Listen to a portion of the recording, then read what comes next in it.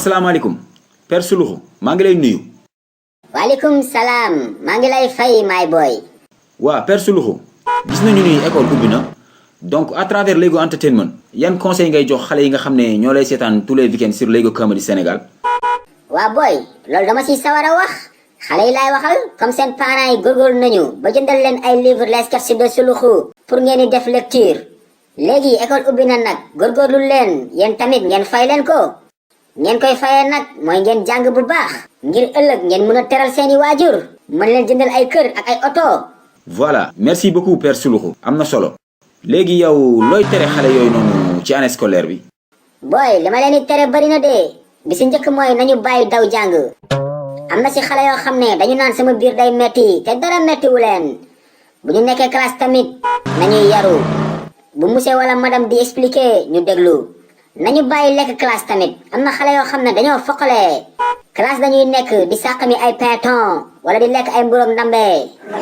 conseil yi am na solo trop macha allah yaakaar naa xale yi suñu ko jëfee seeni parents dinañu kontaan.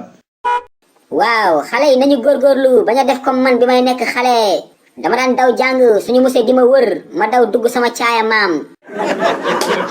waaw tey maa ngi nii di ko rëccu booy xale yi nañu góorgóorlu bu baax ñoom ñooy dooni magu ëllëg. ñoom ñooy avenir u Sénégal quoi. ok père message bi jàll na. xale yi yaakaar naa dégg nañu la bu baax. comme école ubbi na nañu góorgóorlu seen jàng. mën a am ay notes yu baax donc seen parents yi mën a kontaan. waaw booy parents yi laay waxal de. xale bu si jàngul tome 4 livre Suluxu bu génnee déwén bu leen ko jëndal de. waaw xale bu jàng mooy am livre Suluxu mais xale bu jàngul du am. xew amatina de xale yi.